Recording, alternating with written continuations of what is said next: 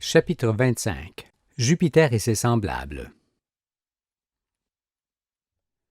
La raison d'être d'une étoile est de donner naissance à un monde vivant, au sommet duquel Dieu crée l'homme, pour que l'homme soit son temple, où il habite.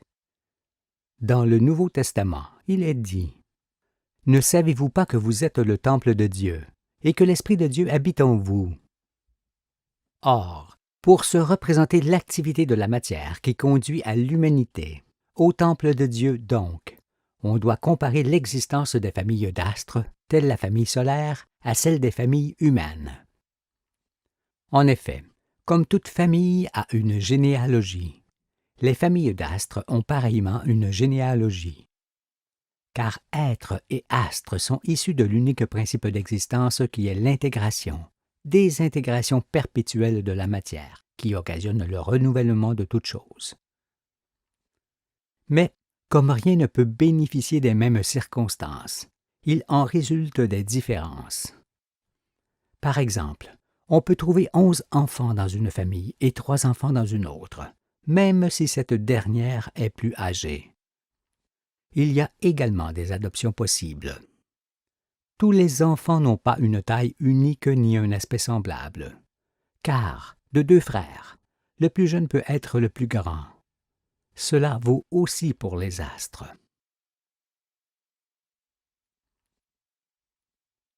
La continuité électrique. Pour la première fois, oreille humaine entend dire que les astres naissent petits, s'entourent d'un manteau et se développent, et aussi comment ils tournent sur eux-mêmes et autour de leur étoile avec des mouvements réguliers et ordonnés. Enrichis de cette connaissance, nous allons maintenant observer comment certains satellites deviennent semblables à Jupiter, puis à Saturne, puis à Uranus, puis à Neptune. On peut, là aussi, considérer ces 4 astres comme s'il s'agissait d'un seul que l'on observerait dans 4 époques différentes de sa croissance.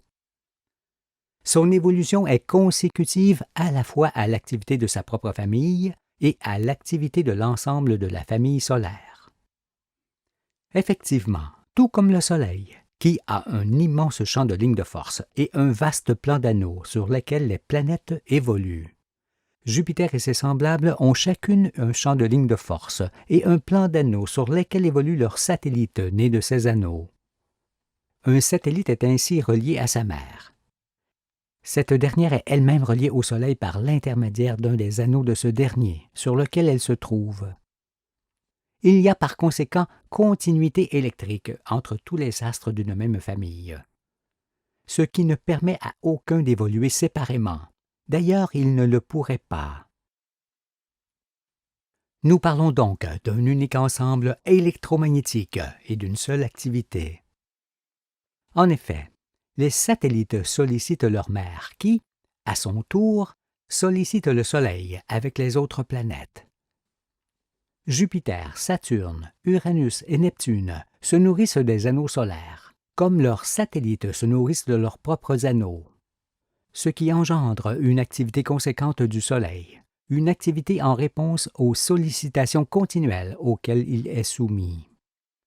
C'est pourquoi j'ai dit plusieurs fois que ce sont les planètes qui font briller les étoiles. Nous allons donc développer le processus qui amène une planète à s'éclairer. Chaleur et atmosphère des planétoiles. En fonction de ce que l'on sait maintenant sur l'activité de l'aimant, on comprend que plus les planètes engendrent des satellites, plus elles s'activent pour les nourrir. Lorsqu'on parle de leur activité électromagnétique, on entend aussi leur échauffement. Or, puisque Jupiter, que nous gardons en exemple, est un astre fortement sollicité par ses satellites, il est forcément très chaud, surtout qu'il est situé sur un vaste anneau solaire qu'il n'a jamais quitté depuis sa naissance. Cet anneau solaire, d'un grand diamètre, entraîne Jupiter dans sa rotation. Mais cet astre, avec sa masse et celle de ses satellites, représente une grande inertie. Par conséquent, l'anneau solaire, qui tourne beaucoup plus vite autour du Soleil que ne le fait Jupiter, produit un grand échauffement sur cet astre, qui est une véritable résistance électrique sur cet anneau. Et cette chaleur croît par l'augmentation de sa propre activité assurément, mais aussi parce que l'activité du Soleil augmente proportionnellement à la croissance et à la multiplication des masses planétaires qui le sollicitent, ce qui augmente d'autant la force de ces anneaux sur lesquels elle évolue. La température qui règne sur ces planètes est donc continuellement en progression. Lorsque l'explosion de l'atmosphère du Soleil éclaira ce dernier, le souffle de cette explosion bouscula fortement les premières planètes, et celles qui échappèrent à leur anneau cessèrent leur activité et se refroidirent. Mais les planétoiles, plus loin que la ceinture d'astéroïdes, accusèrent moins fortement le souffle et ne quittèrent point leurs anneaux respectifs. Leur échauffement fut donc continuel et en progression constante jusqu'à présent, si bien que cette haute température transforme toujours en vapeur le mince manteau qu'elle avait avant que le Soleil ne s'éclaire. L'épaisseur du manteau d'un astre ne dépasse probablement jamais une trentaine de kilomètres. C'est pourquoi je dis que Neptune, Uranus, Saturne et Jupiter sont en train de changer leur manteau en gaz par l'énorme chaleur de leur noyau. Viendra un jour où il ne restera plus qu'une mer en fusion, qui sera directement en contact avec leur atmosphère. Et lorsqu'il en est ainsi sur une planète, celle-ci est sur le point de devenir une nova. Neptune, la plus âgée, est certainement la plus proche de ce moment, alors que Jupiter, la plus jeune, en est encore très éloignée. Ainsi, les gigantesques atmosphères des planétoiles sont dues à l'intense production de gaz qui crée un volcanisme effréné, mais aussi à l'eau qui leur est parvenue de l'ancienne atmosphère du Soleil. En effet, nous verrons que les gaz de l'atmosphère du Soleil explosèrent et qu'une partie de cette atmosphère se déploya dans l'espace sous forme de couronne au sein de laquelle les astres évoluèrent tour à tour. Je le dis déjà, ce phénomène est l'origine de l'eau de la Terre. Mais cette couronne fut un apport d'eau plus considérable encore pour les planétoiles qui ne bougèrent point de leur place. Et cette eau se trouve dans leur atmosphère, mélangée aux autres gaz qu'elles produisent par elles-mêmes. On comprend aisément que si la chaleur du noyau de ces astres ne se faisait directement sentir dans l'épaisseur de l'atmosphère, les gaz qui la constituent se liquéfieraient forcément et tomberaient sur le sol, où ils formeraient un océan de glace. On est alors obligé d'en conclure que Jupiter, Saturne, Uranus et Neptune ne peuvent plus avoir un manteau semblable à celui de la Terre, qui isole le noyau de l'atmosphère. Non, l'aspect de ces énormes masses d'air indique formellement qu'une forte chaleur règne en elles, et qui ne pourrait être avec un épais manteau isolant. Par conséquent, puisque l'atmosphère de ces astres est formée d'aussi abondants nuages, alors qu'il fait très froid dans leur parage, c'est que l'immense chaleur du noyau se fait sentir très haut. Expliquons pourquoi il en est ainsi. En exemple, nous savons que la formation des nuages terrestres est due à la condensation des gaz atmosphériques qui se liquéfient lors d'une brusque chute de température.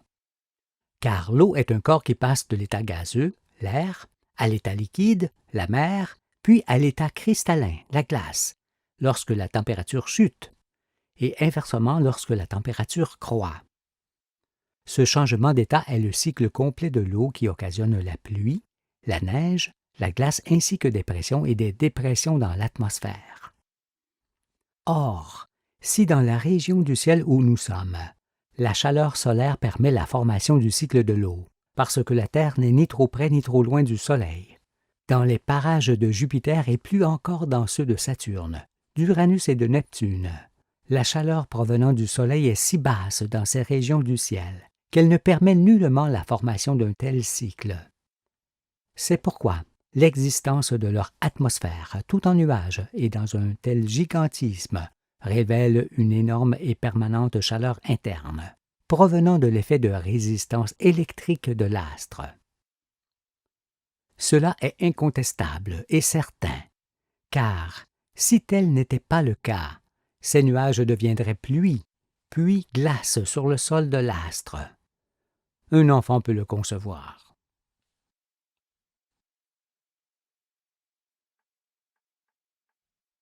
La tache ovale de Jupiter. Depuis la Terre, nous pouvons observer l'atmosphère géante des planétoiles, et plus particulièrement celle de Jupiter, au bord de laquelle nous discernons une tache permanente, rouge et ovale. Ces atmosphères sont toutes constituées de bandes claires et sombres que l'on distingue sur leur disque. Pour comprendre pourquoi il en est ainsi, sachons d'abord que, dans sa rotation, l'astre entraîne son immense magnétosphère qui, de la sorte, est plus ou moins vrillée. Ainsi, un corps venant du ciel ne peut tomber d'une façon absolument verticale.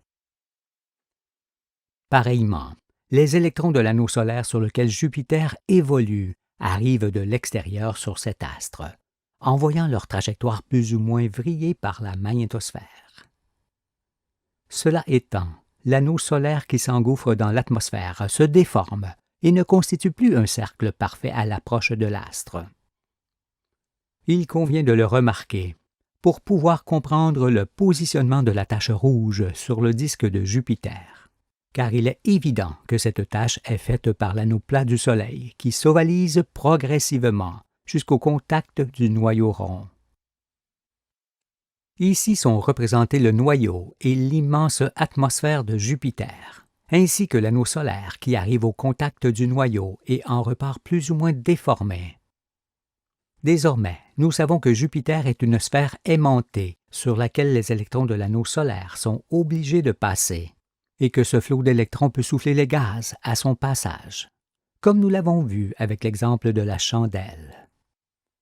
On en conclut alors que cet anneau, plat et large dans le lointain, se densifie et s'ovalise forcément à l'approche de la sphère métallique et crée de la sorte une turbulence de forme ovale dans l'atmosphère, depuis le bord de celle-ci. Par sa grande largeur, cette fameuse tache ovale montre nettement la taille du noyau métallique de Jupiter. Et on la voit rouge parce que, formée par l'anneau qui s'engouffre dans l'atmosphère, elle ne peut réfléchir la lumière solaire de la même façon que ne le fait le reste de l'atmosphère composée d'une couche de cristaux de glace en haute altitude. Elle nous apparaît donc rouge pour cette raison. Et elle ne se déplace nullement sur le disque de Jupiter, comme l'affirment ceux qui la surveillent attentivement. Non, elle reste au même endroit par rapport à l'anneau solaire qui la forme. Si on l'observe sur le disque dans des positions différentes chaque année, comme si elle faisait le tour de l'astre dans un sens ou dans l'autre, c'est que l'angle d'observation depuis la Terre a changé. Jupiter met en effet plus de 11 de nos années pour accomplir une révolution entière, en étant fortement incliné sur son axe par rapport au plan des anneaux du Soleil. Aussi, tous les ans, on aperçoit cette tache positionnée différemment sur son disque, par changement d'angle d'observation. Elle ne fait donc pas le tour de l'astre, même si elle en donne l'apparence.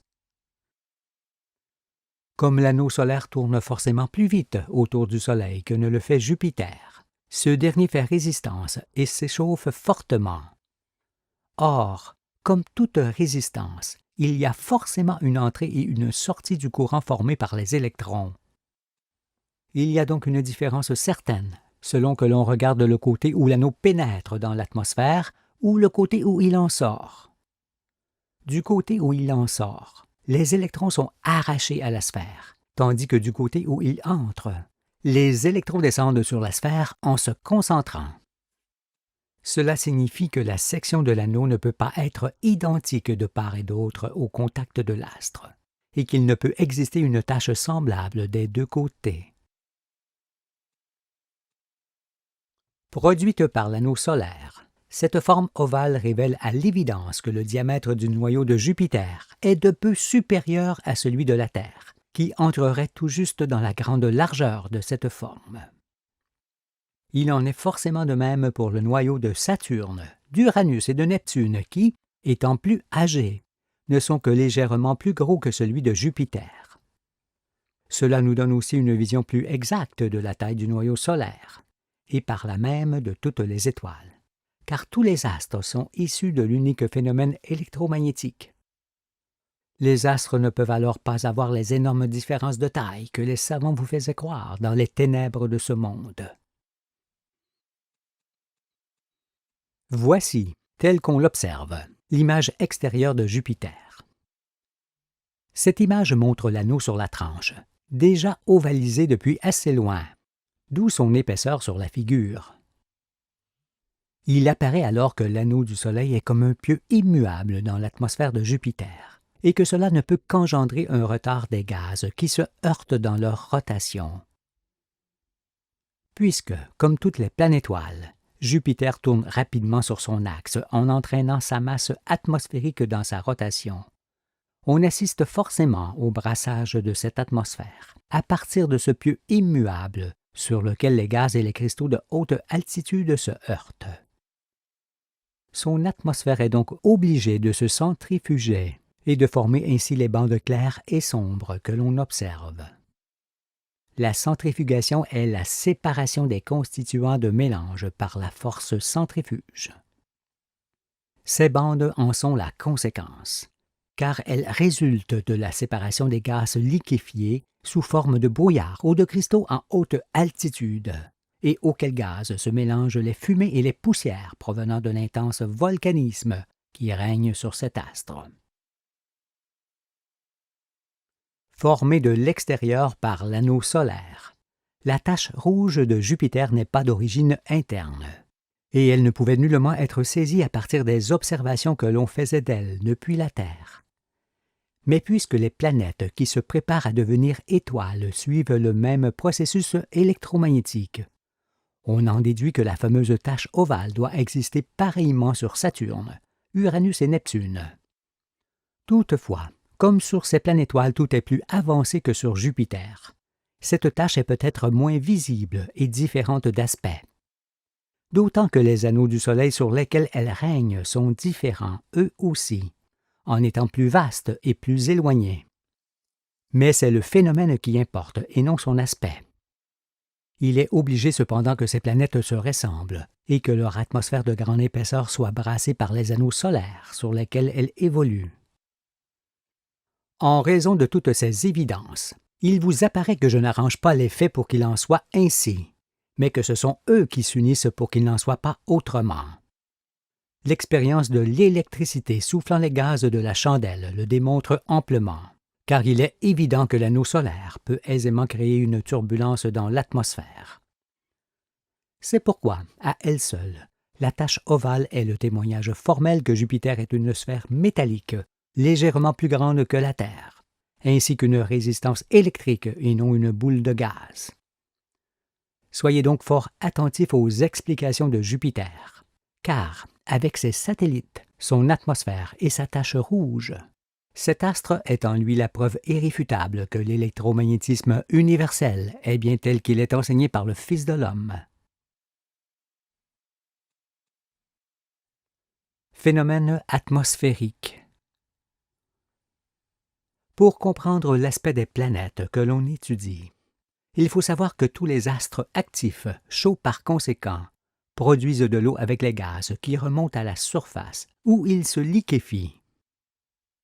Or, l'eau est composée d'oxygène et d'hydrogène. On sait également que l'hydrogène est abondamment produit par le fer porté à haute température. Par conséquent, le noyau de ces astres en produit beaucoup et, de ce fait, l'eau abonde dans la galaxie. Mais, avec de tels gaz toujours centrifugés et séparés dans les siècles, avec leur compression incessante venant de l'augmentation de puissance de la magnétosphère, avec un échauffement interne grandissant qui finit par créer une mer de métal en fusion tout autour de l'astre, et aussi avec d'énormes éclairs qui ne cessent de se produire dans ces gaz. Il ne manque vraiment rien pour déclencher une gigantesque déflagration au terme du processus en cours. Cette explosion est donc obligée, nul ne peut le contester. On a déjà vu que, tout comme les enfants, le dernier-né des satellites est toujours celui qui augmente le plus rapidement de taille. Pareillement, Jupiter semble être le plus actif dans ce sens. Cela vient du fait que le Soleil brille depuis peu de temps et que Jupiter se trouve plus près de lui et de ses forces vives que ne le sont Saturne, Uranus et Neptune. Néanmoins, il n'est pas le plus avancé dans le processus qui conduit ces astres à briller. En exemple, Saturne, plus âgé, a une magnétosphère qui est proportionnellement plus puissante que celle de Jupiter. De ce fait, son atmosphère est plus compressée et plus réduite en taille que celle de Jupiter. Depuis la Terre, cela donne l'impression que Saturne est un astre beaucoup plus petit que Jupiter, mais il n'en est rien. Car, comme Saturne, Jupiter réduira lui aussi le diamètre de son atmosphère, par l'accroissement progressif de la pression de sa magnétosphère. Mais la diminution du diamètre de l'atmosphère qui s'ensuivra ne signifiera pas une quelconque diminution de la production des gaz par le noyau, parce que ceux-ci ne cesseront d'être produits avec toujours plus d'abondance en raison de l'accroissement de chaleur. Par conséquent, il faut se représenter la magnétosphère de ces planétoiles comme un contenant indestructible au-dedans duquel les gaz ne cessent de monter en pression et en température, tout en réduisant leur volume.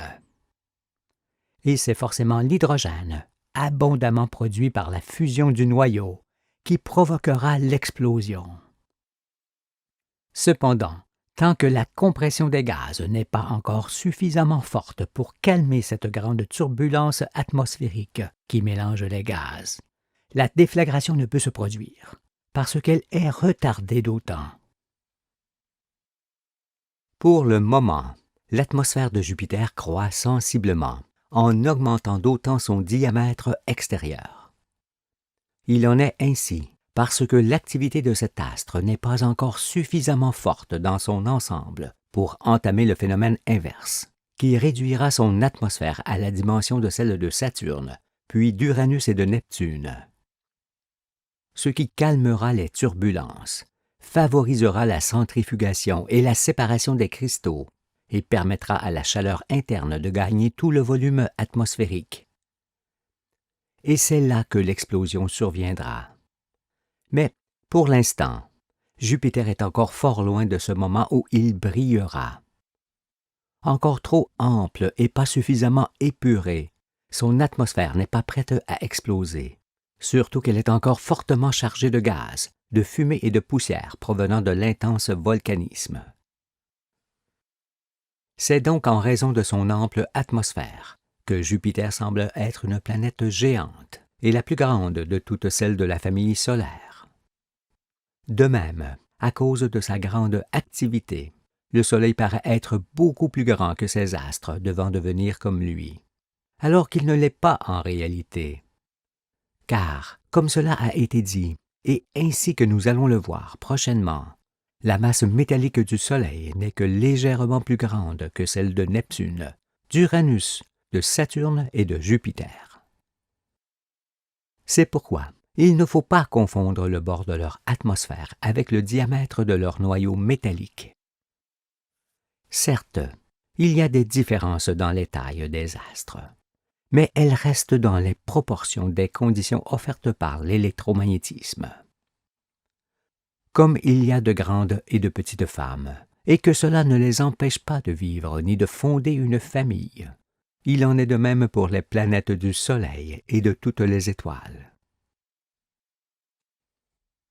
D'aucune façon le phénomène électromagnétique ne permet d'engendrer des astres monstrueux, chose évidente lorsqu'on sait que Jupiter et ses semblables deviendront étoiles. Par la suite, nous verrons pourquoi le diamètre apparent des étoiles est de plus en plus grand en allant vers le cœur de la galaxie. Pour l'instant, et pour bien saisir ce que sera l'évolution de Jupiter dans le ciel, pensez constamment qu'au bout de la lignée qu'il forme avec Saturne, Uranus et Neptune, on peut ajouter le Soleil qui fut ce qu'ils sont aujourd'hui. Pour être plus près encore de la réalité, représentez-vous la croissance ininterrompue du Soleil, cette fois à travers Io, Europe, Ganymède, Callisto, puis à travers Jupiter, Saturne, Uranus, Neptune et, en dernier, tel qu'il est aujourd'hui. Ainsi, il vous apparaîtra mieux ce que fut l'évolution de notre étoile du jour depuis sa naissance. En sachant désormais ce que fut le processus qui a conduit un satellite de la mer du Soleil à devenir notre propre étoile, alors nous pouvons aisément expliquer ce qu'il adviendra d'elle jusqu'à ce qu'elle arrive dans les temps éternels au cœur de la galaxie, où elle s'éteindra lentement, et ce sera expliqué. Les anneaux visibles. Pourquoi Saturne est-il entouré d'un anneau plus visible que ceux de Jupiter, d'Uranus et de Neptune? Cet anneau est une représentation de toute l'atmosphère de Saturne. Plusieurs phénomènes existants peuvent le former. Pour comprendre, revenons à Jupiter. Il est en effet possible qu'en sortant de l'atmosphère, l'anneau solaire, qui forme la tache ovale, entraîne de petites quantités de gaz dans l'espace. La force centrifuge exercée par la rotation de l'astre mettrait alors ces matières facilement en orbite sur le premier anneau d'électrons qui les entraînerait dans son mouvement, ce qui marquerait la fin de la naissance des satellites. Cela serait semblable pour l'anneau de Saturne qui, toutefois, peut avoir une autre origine. C'est-à-dire qu'autrefois son atmosphère était si grande qu'il est possible que le bord ait été léché par le premier anneau d'électrons de cet astre.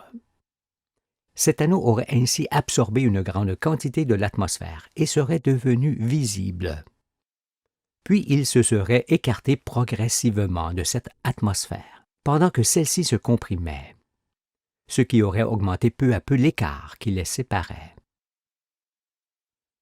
Peut-être que Jupiter connaîtra également le même processus. Quant à Uranus et Neptune, eux aussi ont des anneaux semblables mais moins visibles. Leurs anneaux, composés de cristaux, existent cependant, d'autant qu'il y a encore un autre phénomène fort probable qui peut intervenir pour les former. En effet, en fonction des fluctuations de l'atmosphère des planètes dont on parle, et qui est soumise à des compressions et des échauffements de plus en plus forts, de petites quantités d'hydrogène épuré explosent de temps en temps en haute altitude. Le souffle projette de la matière dans l'espace sous forme de protubérances, et beaucoup de cette matière va enrichir les anneaux déjà visibles faits essentiellement de cristaux. Il faut également ajouter au gaz atmosphérique les produits provenant de l'intense volcanisme qui règne sur ces astres, comme les poussières, les fumées et divers corps pouvant être mis en orbite par les explosions de gaz.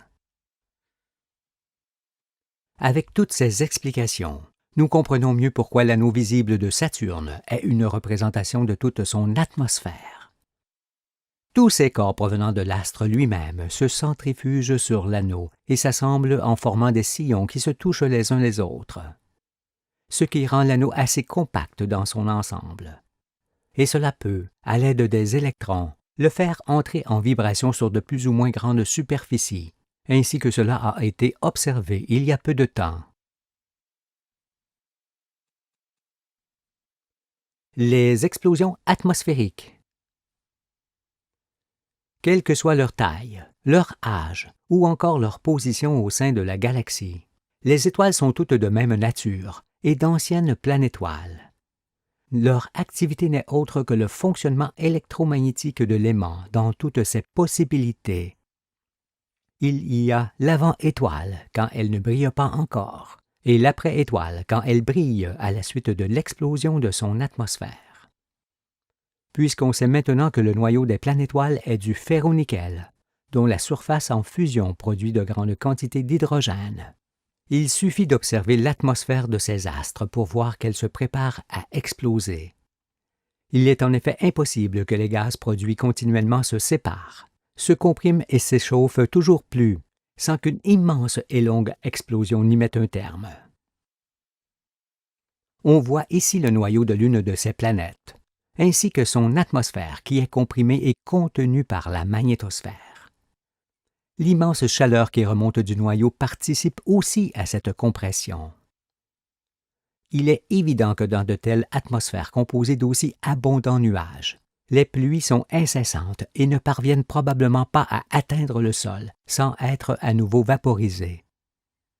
Mais puisqu'il s'agit d'une couronne de gaz allant exploser, le cœur de cette explosion se trouvera obligatoirement tout autour de celle-ci, comme le montre le croquis. Les particules se propulseront donc dans deux sens opposés. Toutes celles qui se trouvent à l'intérieur du trait discontinu seront projetées vers le noyau métallique qu'elles attaqueront en éclairant l'étoile, tandis que toutes celles qui se trouveront à l'extérieur de ce trait seront projetées vers l'espace en entraînant le restant atmosphérique qui n'aura pas explosé. Il y aura donc deux effets contraires que nous développerons. Nous aurons ainsi une connaissance parfaite de la famille solaire et de tout l'univers. Pour l'instant, retenons qu'une partie seulement de l'atmosphère sera vivement propulsée du côté de l'espace par le souffle de l'explosion. Au début du phénomène, cet immense nuage aura un aspect comparable à celui d'un globe. Mais en raison de la rotation de l'astre qui lui a donné naissance et de la magnétosphère qui se fait sentir à l'infini, ce nuage deviendra progressivement une couronne qui augmentera de surface et de diamètre en s'éloignant. Si l'on parle de Jupiter qui s'éclaire, ce nuage de vapeur d'eau sera illuminé par le Soleil certes, mais aussi par Jupiter lui-même qui sera la nouvelle étoile qui brillera au centre. Cela étant, ce nuage éclairé par deux étoiles sera visible de fort loin et pendant de nombreux siècles. Ces explications nous montrent également que toutes les étoiles du ciel sont un jour entourées d'un tel nuage.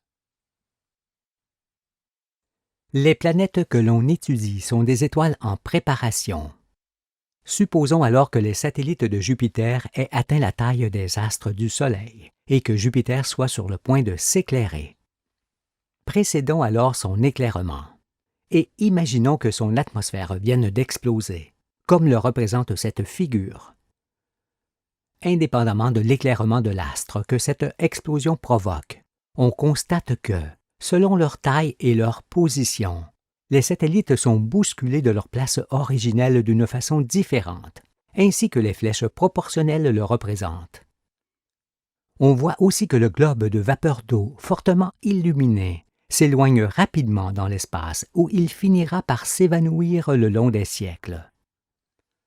Ce sont là les deux effets de l'explosion atmosphérique qui éclaire l'étoile et provoque le bouleversement de l'ordre établi des satellites. On remarque également que cette couronne de vapeur passera tour à tour sur chacun d'eux. En sachant qu'il en fut ainsi pour la famille solaire, nous comprenons déjà que cette nébuleuse est bien l'origine de notre eau. Lorsqu'elle devient étoile, la planète possède plusieurs satellites assez importants et non 4 seulement. On imagine alors fort bien le bouleversement des satellites provoqué par le souffle de l'explosion. On comprend, en effet, que les plus petits et les plus proches de l'astre seront probablement chassés de leur anneau par le souffle, et que les plus gros et les plus lointains ne le seront pas, le souffle étant déjà très atténué dans leur parage. Ceux qui seront chassés de leur anneau se refroidiront, tandis que ceux qui ne le seront pas s'échaufferont considérablement, sans discontinuer. Ce sont là toutes les différences que l'on peut déjà remarquer dans la famille solaire, c'est-à-dire sur les planètes qui connurent ce chambardement lorsque le Soleil s'éclaira. La figure précédente nous a montré la formation et le développement du nuage de vapeur d'eau qui s'en va dans les confins.